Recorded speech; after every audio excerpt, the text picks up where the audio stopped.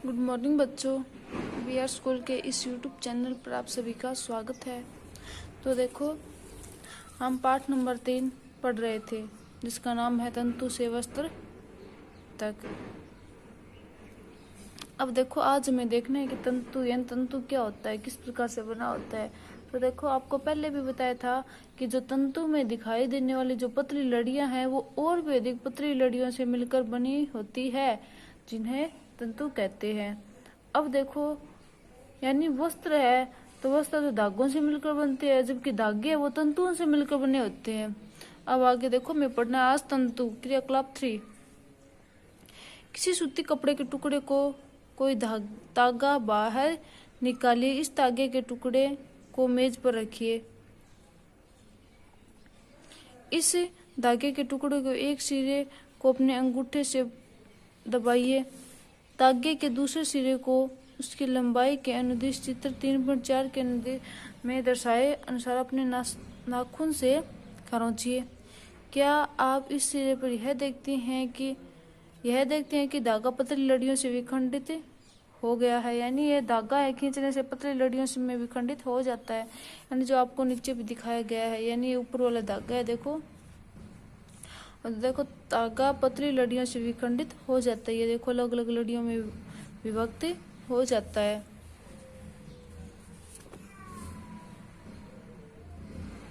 आगे देखो, सुई में धागे को पिरोने या फिर डालने का प्रयास करते समय आपने ऐसा भी परीक्षण किया होगा। कई बार धागे का यह सिरा कुछ पतली लड़ियों में पृथक हो जाता है, यानी जब सुई में जब धागे को पिरोते हैं तो उसमें जो धागा है वो कई पतली लड़ियों में विभक्त हो जाता है। ऐसा होने पर धागे को सुई के नाके से गुजरना कठिन हो जाता है।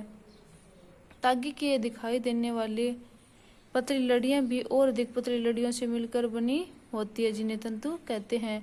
यानी धागे के अंदर दिखाई देने वाली ये जो पतली लड़ियां हैं वो और भी अधिक पतली लड़ियों से मिलकर बनी होती है, जिन्हें हम तंतु कहते हैं। वस्त्र तागों या फिर धागों से मिलकर बने होते हैं तथा तागे भी आगे तंतुओं से मिलकर बने होते हैं। ये तंतु कहाँ से आते हैं? अब देखो, ये तागे है वो यानी वस्त्र है वो तागों से मिलकर बने होते हैं। तागे है वो अनेक प्रकार की छोटी पतली पतली लड़ियों से तंतुओं से मिलकर बने होते हैं, जिन्हें अब देखो, ये देखना है कि तंतु आते कहाँ से हैं। जो देखो, कुछ वस्त्रों जैसे सूती, जूट, रेशमी तथा ऊन के जंतु पादपों तथा जंतु कुछ वस्त्रों जैसे सूती, जूट, रेशमी तथा ऊनी के तंतु पादपों तथा जंतु से प्राप्त होते हैं। यानी ये जो तंतु है वो या तो पादपों से प्राप्त होते हैं तथा जंतुओं से प्राप्त होते हैं, जिन्हें क्या बोलते हैं? हम प्राकृतिक तंतु कहते हैं।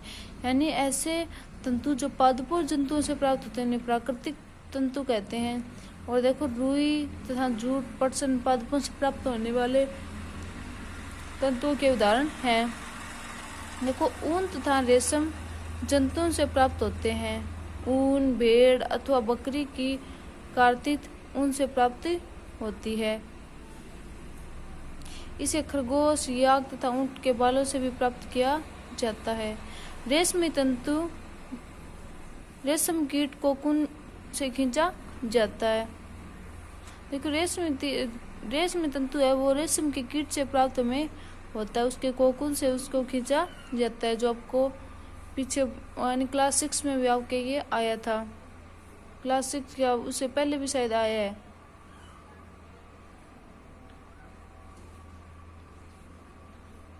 हजारों वर्षों तक वस्त्र निर्माण के लिए केवल प्राकृतिक तंतु का ही उपयोग होता था।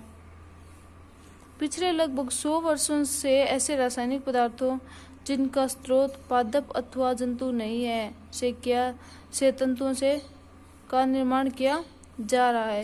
इन्हें संश्लिष्ट तंतु कहते हैं। यानी कुछ वर्षों से पहले तक, यानी हजारों वर्षों से पहले तक तो उसको प्राकृतिक तंतुओं से वस्त्रों का निर्माण किया जाता था, जबकि अब है वो मानव निर्मित तंतु यानी संश्लिष्ट